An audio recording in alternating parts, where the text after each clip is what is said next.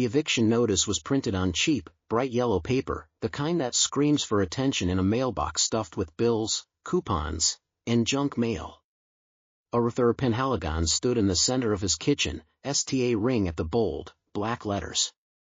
His knuckles were white as he gripped the edge of the Formica countertop.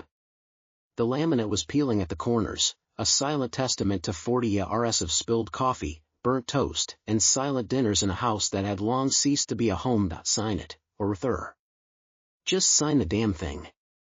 The voice belonged to his son, Brad. Brad was pacing the faded linoleum floor, his polished Italian leather shoes clicking a frantic, impatient rhythm. He was 42, wore a charcoal suit that cost more than Arthur's first car, and possessed the emotional depth of a puddle. Behind him stood Arthur's daughter-in-law, Chloe, scrolling mindlessly through her phone. She didn't even bother to look at the man she was about to make homeless. It's a good deal, Dad, Brad said, his tone dripping with that condescending sweetness reserved for toddlers and the senile. The assisted living facility in Boca is nice. We've already paid the deposit. You can't manage this place anymore. You forget to take your pills. You leave the stove on. It's a liability. Arthur didn't look at his son. He kept his eyes fixed on the yellow paper. 30 days to vacate. He remembered the day he bought this house. 1982, he had ride Chloe across the threshold, back when she was still his daughter-in-law, back when she used to call him Dad instead of Arthur. Back before the slow, corrosive acid of their resentment had eaten through the foundation of their family. They didn't see a father anymore. They saw a decaying asset. A mortgage payment they were tired of making. A ghost haunting their suburban paradise. I'm not signing it, Arthur said. His voice was quiet, but it ride the rough texture of gravel. Brad stopped pacing. He leaned over the counter, invading Arthur's space, smelling of expensive cologne and stale scotch. Don't be difficult. We have the power of attorney. We can sign it for you. We're just giving you the dignity of doing it yourself. Dignity, Arthur repeated. The word tasted like ash in his mouth. He turned and walked slowly toward the hallway closet. Brad and Chloe exchanged a look of triumphant relief.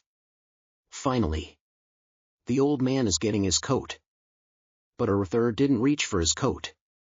He reached for the false panel hidden behind the winter boots. His fingers, red with arthritis but steady with purpose, found the hidden latch. He pulled out a thick, leather-bound ledger.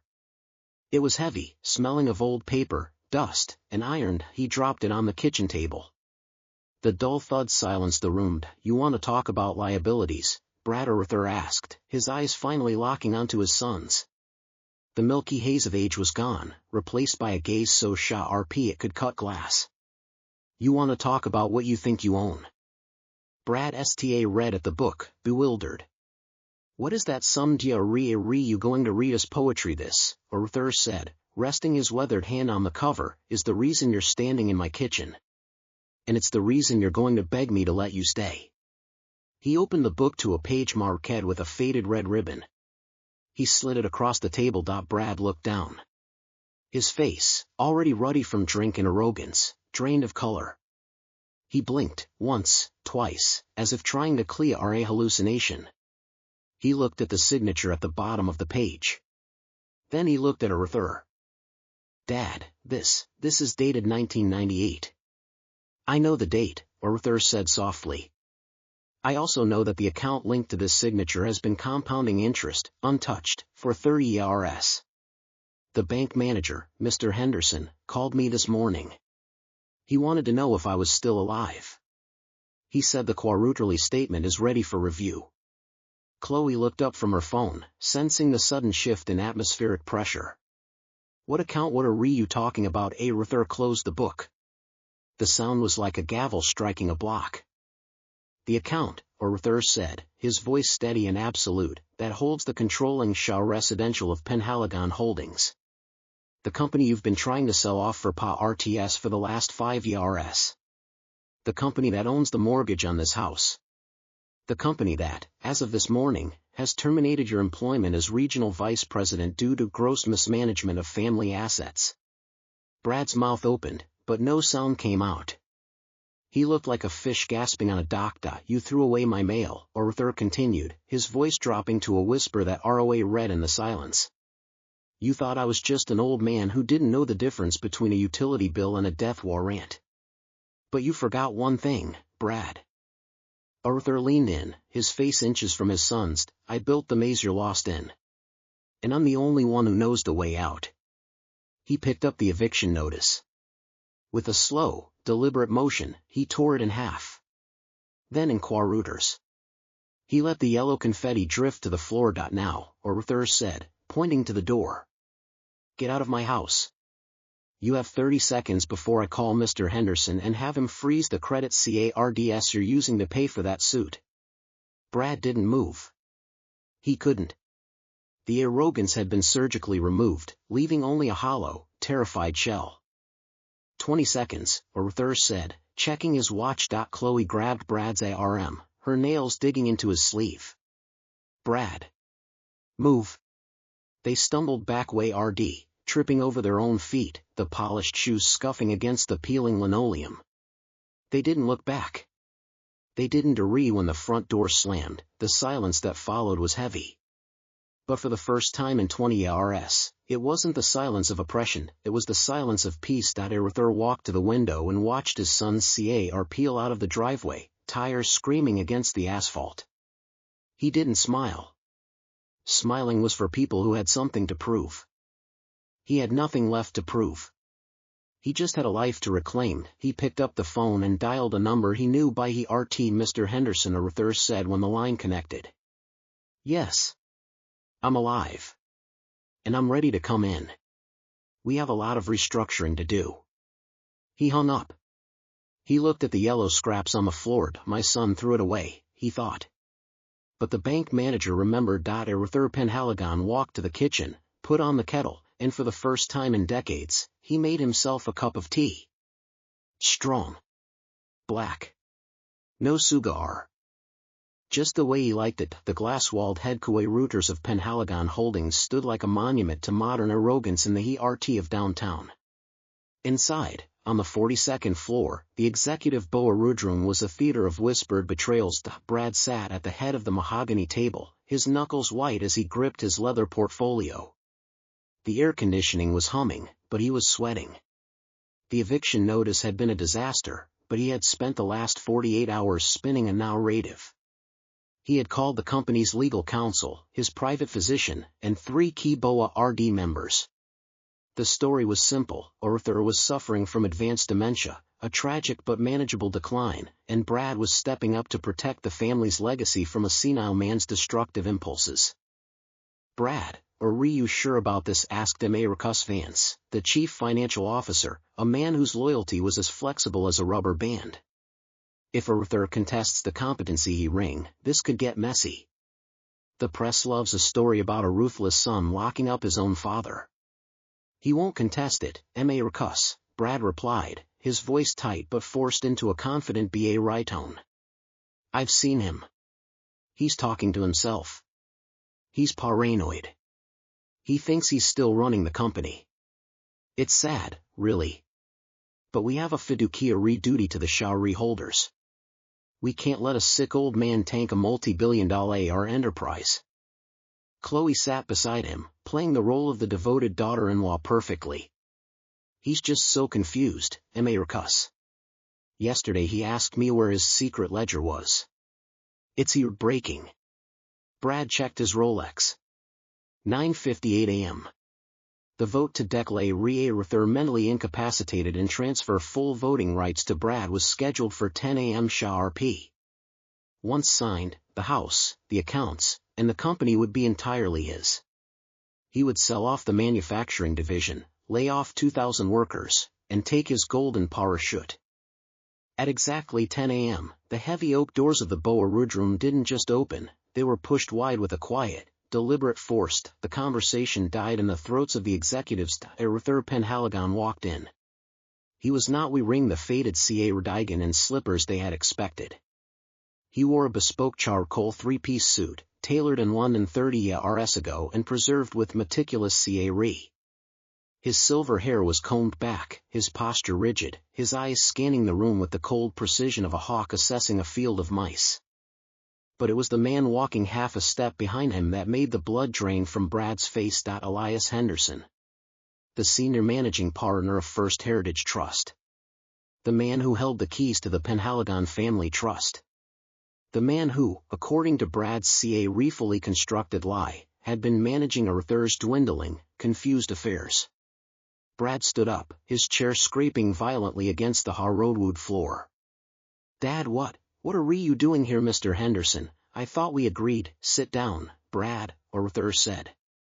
His voice wasn't loud, but it carried to every corner of the silent room, resonating with an authority that hadn't been heard in these halls for 2 decades. Brad didn't sit. He couldn't. "Marcus, call security. He's having an episode.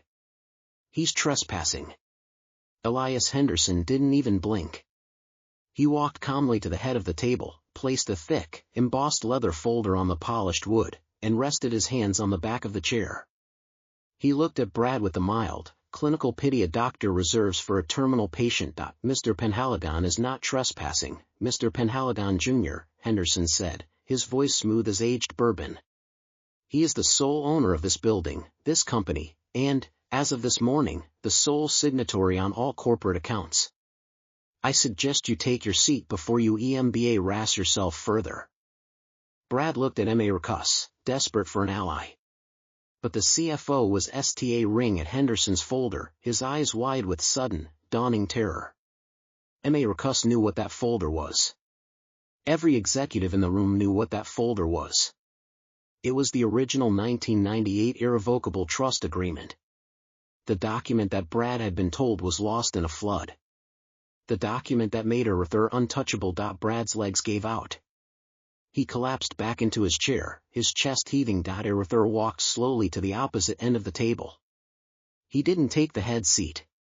He took the seat to the left of it, the seat his own father had sat in. He sat down, folded his hands, and looked at his son. "You've been busy, Brad," Arthur began, his tone conversational, almost gentle. "Selling off assets. Firing middle management. Cutting R&D. You've been bleeding this company dry to fund your lifestyle, your wife's shopping habits, and your desperate need to feel important." Brad opened his mouth, but only a dry croak emerged. I was saving the company, you were looting it," Arthur corrected softly. He nodded to Henderson. Henderson opened the folder. "Mr. Penhaligon has spent the last 48 hours reviewing the company's internal audits. Audits that you attempted to bury, Brad. We found the shell companies in the Caymans. We found the unauthorized loans you took against the pension fund to cover your margin calls. We found the emails where you referred to your father as the ghost and discussed forging medical documents to seize control." Chloe let out a small, strangled gasp. Her phone slipped from her hand and clattered onto the table. The devoted daughter-in-law act evaporated, leaving behind a terrified woman watching her husband's empire turn to ash in real time. Arthur leaned forward, resting his forearms on the table. "You thought I was a ghost, Brad. You thought because I stopped speaking, I stopped seeing. You thought because I let you play C, I had forgotten how to be one." He reached into his breast pocket and pulled out a single sheet of paper. He slid it across the mahogany table. It stopped perfectly in front of Brad. It was a termination notice. Printed on heavy, cream-colored cardstock. "Your employment with Penhaligon Holdings is terminated, effective immediately," Arthur said. "For cause: gross negligence, fiduciary breach, and attempted fraud." Brad read at the paper. His hands were shaking so violently he couldn't pick it up. You can't do this. I'm your son. The board will never vote for this. They know me. They know the man you pretended to be," Arthur replied. "But as of 8 o'clock this morning, I have reconstituted the Boa Road Marcus." The CFO didn't hesitate. He didn't even look at Brad. "Yes, Mr. Penhaligon. The new board members have already signed the ratification. Your authority is absolute." Brad looked around the room. 12 faces. 12 people he had bought drinks for, people he had laughed with, people he had promised promotions to. Not one of them met his eyes. They were all sta ring at Arthur, waiting for their next instruction. He was already a ghost, and there's one more thing, Arthur continued, his voice dropping to a register that made the temperature in the room seem to plummet. The mortgage on my house. The one you used as collateral for your Cayman shell company. Brad's eyes widened in sheer, unadulterated horror. Dad, please, the bank has foreclosed on your personal assets as of this morning, Arthur said, his face a mask of granite. You are currently $3 million RS in debt to entities you cannot name, in jurisdictions you cannot reach. You have no corporate credit. You have no personal liquidity. And you have no home. Arthur stood up. The movement was slow, deliberate, and final. You wanted to put me in a facility in Boca, Brad. You wanted to strip me of my dignity and lock me in a room where I couldn't bother you anymore. Arthur walked around the table, stopping beside his son's chair. He leaned down, his mouth inches from Brad's ear. I have arranged for a much more suitable facility for you, Arthur whispered. It's a federal minimum security camp in Pennsylvania. Mr. Henderson has already spoken to the warden. You'll be joining them on Monday. Brad's breath hitched. A tear, hot and shameful, rolled down his cheek. He looked up at his father, his eyes begging for a mercy he had never shown. Dad, please. I'm sorry. I was SCA red. I just wanted to be like you. Arthur looked down at his son. For a fleeting second, the ghost of the father who had taught Brad to ride a bicycle flickered in his eyes. But the man standing before him was a stranger. A parasite that had mistaken the host for a corpse. No, Brad, Arthur said softly. You wanted to be me. But you lacked the one thing that made me who I am. He straightened up, buttoning his suit jacket. You lacked honor. Arthur turned and walked toward the door. Elias Henderson fell into step beside him. The executives parrot like the Red Sea as they passed. Arthur paused at the door, his hand on the brass handle. He didn't look back. Security will escort you out, Brad. I suggest you pack a bag. You won't be needing the Italian leather shoes anymore. He opened the door and stepped out into the hallway, leaving the silence of absolute, irreversible ruin in his wake. As the elevator doors closed, sealing him in a quiet, mirrored box, Arthur Penhaligon let out a long, slow breath. The weight of 20 years of betrayal lifted from his shoulders. He wasn't happy. Happiness was a fleeting thing. But he was freed. He pulled his phone from his pocket and dialed a number. Hello, Sa, he said, his voice softening, the gravel melting into a rmth. Yes. It's done. I'm on my way back to the house. Put the kettle on. I think I'd like some tea. He hung up. He looked at his reflection in the polished steel of the elevator doors. The old man sta ring back wasn't a ghost anymore, he was Arthur Penhaligon. And he was just getting sta root. The silence in the Penhaligon house was no longer heavy with oppression, it was light, breathable, and smelled faintly of lemon polish and fresh tea. Arthur sat in his worn leather armchair, the one he had bought the day he closed his first major real estate deal in 1985. The ceramic mug in his hands was WRM, grounding him in the present. He had expected peace. He had expected the quiet satisfaction of a man who had finally taken out the trash, but the universe, and the people he had raised, had other plans. The front door burst open, shattering the tranquility. Chloe stood in the foyer, her chest heaving, her mascara already running into RK, jagged streaks down her cheeks. Behind her, holding her hand with a white-knuckled grip, was Leo, Arthur's grandson. The boy was 14, tall for his age, wearing a hoodie and a look of profound, confused hostility. Where's he? Chloe's voice was a shrill, desperate rasp. She didn't look at Arthur. She scanned the living room as if expecting Brad to be hiding behind the sofa. Where's my husband? Arthur took a slow sip of his tea. He has been relieved of his duties, Chloe.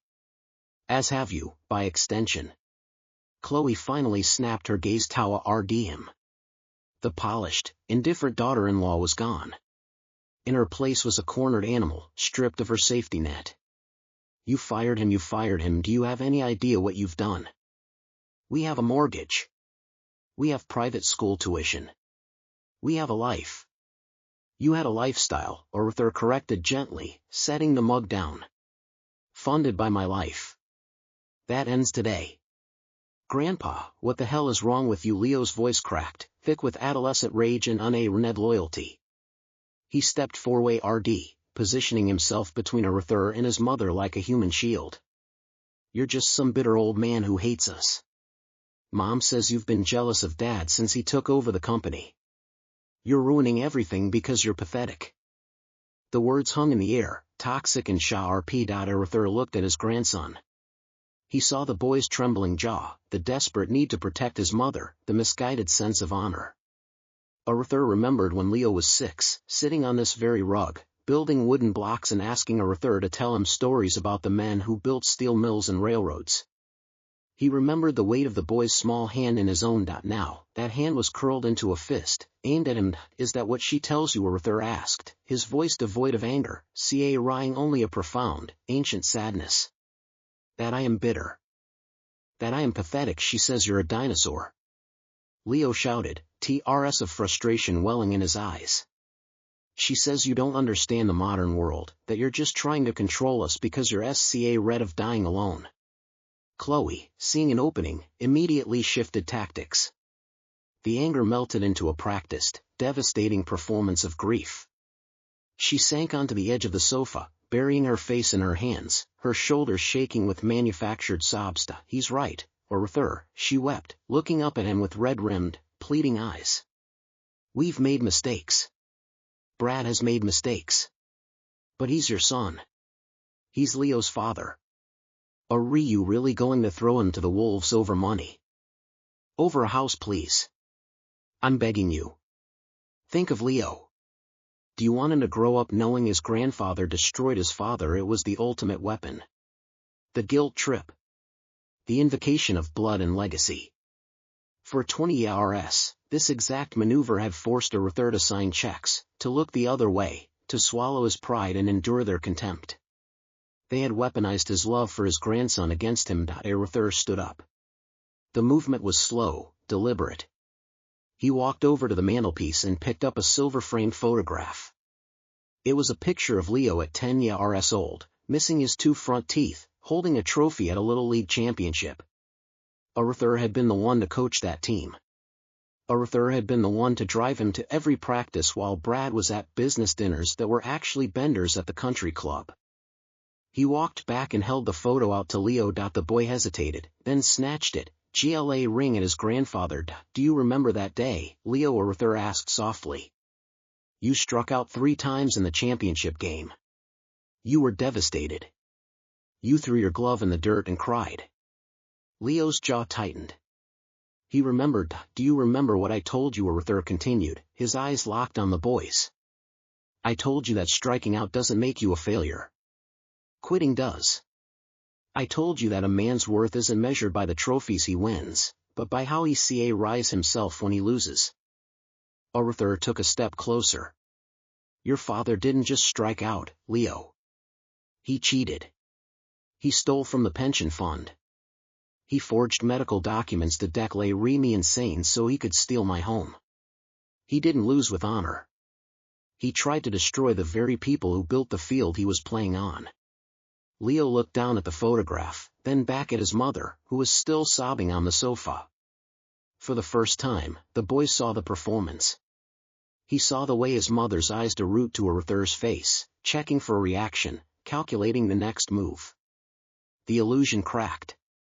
But he's my dad, Leo whispered, his voice breaking, the anger deflating into a child's confusion. I know, Arthur said, his voice thick with a sorrow that had been fermenting for decades.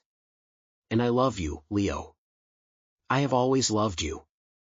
But I will not let you inherit a lie.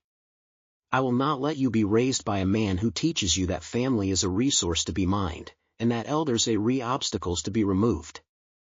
Arthur turned his gaze back to Chloe.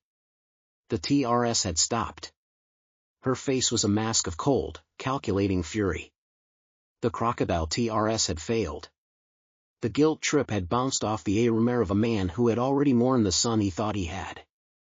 "You wanted my money, Chloe," Arthur said, his tone as flat and unyielding as steel. "You wanted my house. You wanted my dignity. You have none of those things anymore." He reached into his jacket pocket and pulled out a plain white envelope.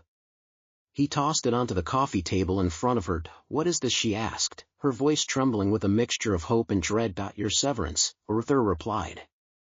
"There is $50,000 in that account.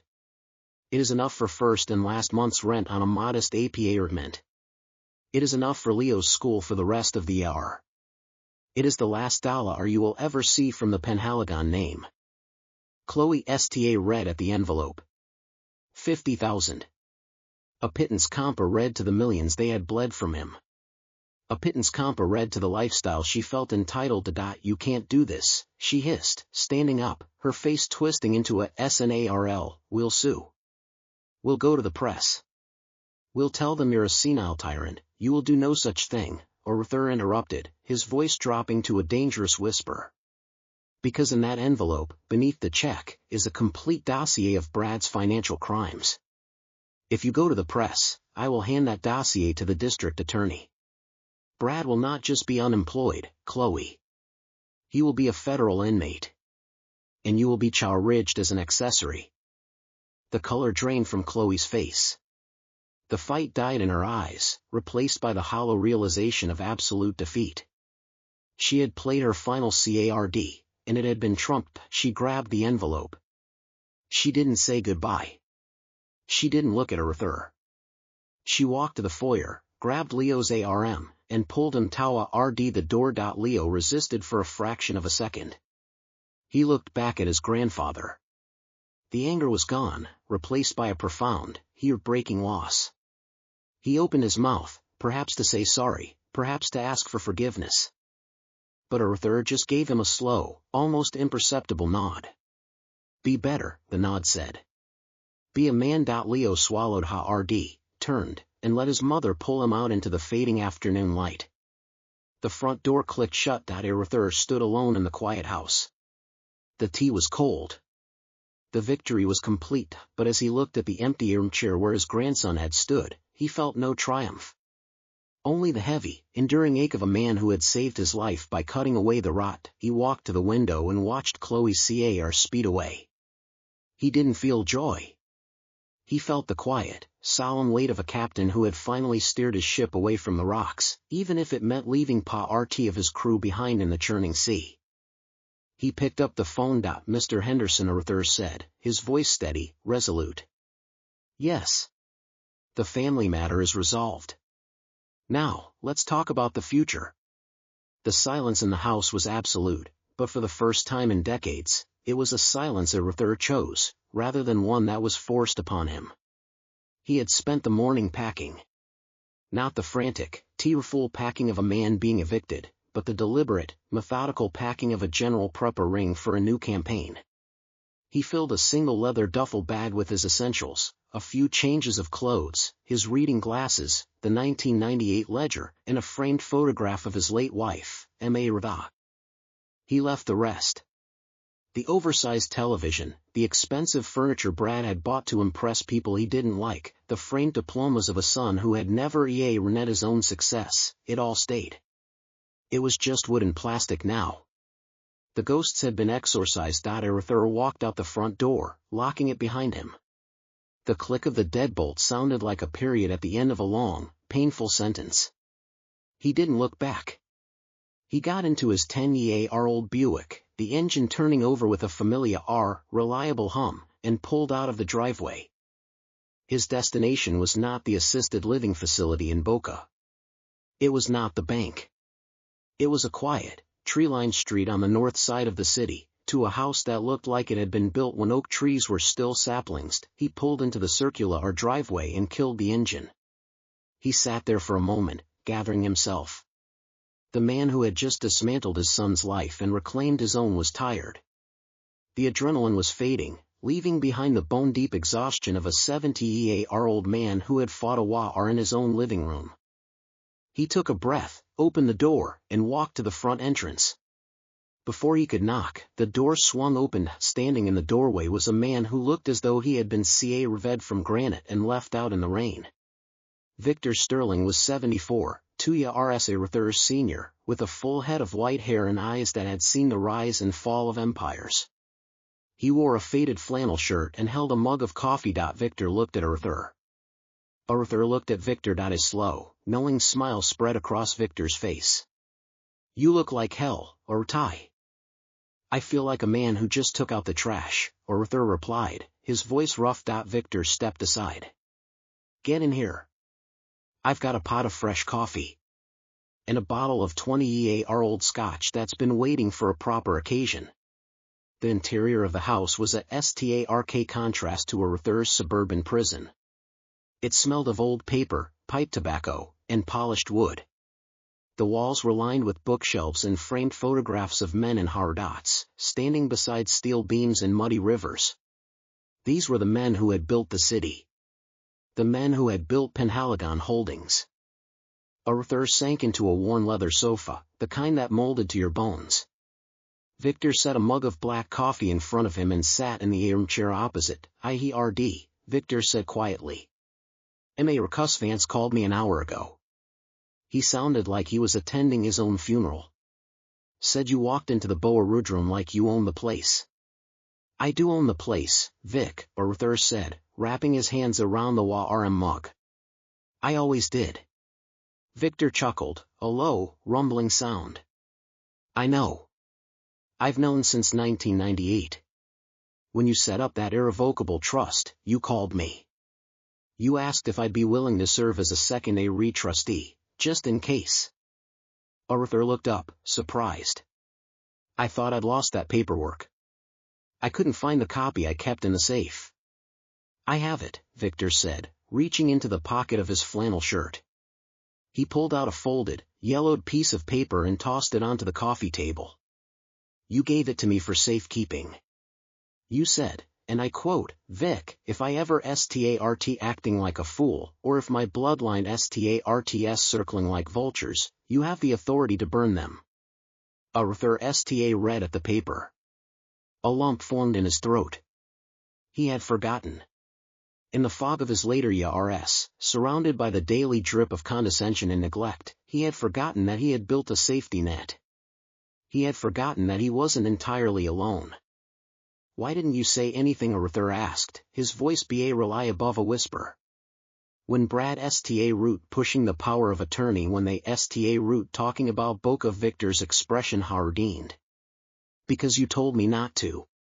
You said you needed to see how far the rot had gone. You said you wanted to know, with absolute certainty, who was family and who was just a parasite. You told me, Vic, let them show their true faces. I need to know what I'm cutting out." Arthur closed his eyes. He remembered saying that. He remembered the cold, clear resolve that had cut through the fog of his grief and loneliness. He had known, on some deep, instinctual level, that his son was gone. He had just needed the universe to confirm it. And now Victor asked softly. "Now," Arthur said, opening his eyes, "I need to build something new. Something that can't be stolen by a man with a trust fund and a god complex." Victor nodded. He stood up and walked to a large oak desk in the corner of the room. He opened a drawer and pulled out a thick, blue folder. He brought it back and set it on the coffee table, right next to the yellowed copy of the trust agreement. "The Sterling Penhaligon Foundation," Victor said. "I've been working on it for 5 years, ever since my own kids root acting like Brad. I realized that leaving everything to the next generation is just funding their own destruction. So I put my assets into a blind trust. No inheritance. No payouts. Just a foundation that funds scholarships, vocational training, and small business grants for people who actually want to work." Arthur read at the blue folder. "You want me to join you?" "I want you to lead it," Victor corrected. "You built Penhaligon Holdings from nothing. You know how to create value, not just hoard it. Brad wanted to sell the company for Pa-RTS. I want to use the profits to build something that will outlast both of us. Arthur reached out and rested his hand on the blue folder. The leather was CL and smooth under his fingertips. For 20 years, he had been a ghost in his own life, a relic to be managed and eventually disc a ride. Now, he was being asked to be an architect again. What about Brad? Arthur asked. And Chloe Victor's expression was unreadable. Marcus Vance mentioned that you've already handled the legal side. But Ty, you know what happens next. They won't go quietly. They'll try to drag your name through the mud. They'll tell everyone you're a senile old man who was manipulated by a greedy old friend. Let them talk, Arthur said, his voice steady. I spent 20 years letting them talk. I'm done listening. Victor smiled. It was the smile of a man who had been waiting decades to hear those words. Good. Because I've already set up a press conference. Tomorrow morning. We're going to announce the foundation, and we're going to announce your return as chairman. And we're going to let Brad's crimes speak for themselves. Arthur took a sip of his coffee. It was strong, bitter, and perfect. He looked around the room, at the photographs of men who had built things with their hands in their honor. He looked at Victor, his oldest friend, the man who had held the line when Arthur couldn't. He thought of Leo, his grandson, standing in the living room with a fist curled in anger, a boy who had been taught to hate the very man who had built the world he lived in. Arthur felt a pang of sorrow, and familiar. But beneath the sorrow was something else. Hope. Leo was young. He was malleable. If Brad was gone, if the poison was removed, maybe the boy could be taught to build instead of destroy. Maybe, someday, he would understand. Tomorrow, Arthur said, setting the mug down. Let's do it. Victor raised his coffee mug in a silent toast. Arthur did the same. Outside, the sun was beginning to set, casting long shadows across the lawn. But inside the room, the light was warm and steady. The ghosts of the old Guard were no longer haunting the halls. They were back at work. The morning sun read off the glass facade of the downtown courthouse, but the real heat was generated by the swarm of news vans and satellite trucks parked haphazardly along the curb. The press had caught wind of the overnight shakeup at Penhaligon Holdings. They were expecting a scandal, a corporate bloodbath, or perhaps the tragic spectacle of a senile billionaire being wheeled out for a photo op. What they got was a resurrection. Arthur Penhaligon stepped out of a Blacktown car, moving with a steady, unhurried gait. He wore a dark navy suit, a crisp white shirt, and a tie the color of dried blood. Beside him walked Victor Sterling, his oldest friend and newly appointed co-chair of the Sterling Penhaligon Foundation. Flanking them were Elias Henderson and a phalanx of corporate attorneys. Arthur didn't look at the cameras. He didn't wave. He simply walked through the front doors of the courthouse, the click of his polished shoes echoing like a metronome counting down the end of an era. Inside, the courtroom was packed. Brad and Chloe sat at the defense table, looking like refugees from a shipwreck. Brad was wearing an ill-fitting suit, his tie askew, his face a patchwork of stubble and sleepless nights. Chloe's mascara was smudged, her eyes darting frantically around the room, searching for an ally, a lifeline, anything. They were no longer the masters of their suburban domain. They were defendants in a federal fraud case, their assets frozen, their credit lines severed, their social standing reduced to the gossip of the evening news. When Arthur took his seat in the gallery, directly in Brad's line of sight, the younger man flinched. He looked at his father with a mixture of hatred and desperate, pathetic pleading. He opened his mouth, perhaps to whisper an apology, perhaps to beg for a settlement. Arthur met his gaze. His expression was as impassive as a marble statue. There was no anger in his eyes. There was no triumph. There was only the vast, unbridgeable distance between a man who had built a legacy and a boy who had tried to burn it for warmth. Brad's mouth closed.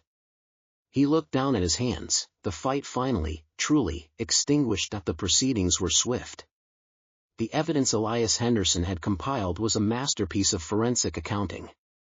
the shell companies, the forged medical documents, the embezzled pension funds, it was all laid bare in irrefutable detail. Brad's court-appointed attorney Rely put up a token defense.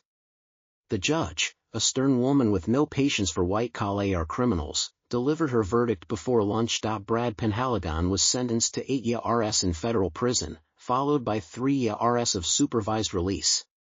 He was ordered to pay restitution in an amount that would take him 3 lifetimes to EARN. Chloe, having cooperated fully with the prosecution in a desperate bid to avoid her own charges, received probation and a permanent ban from serving as an officer or director of any publicly traded company.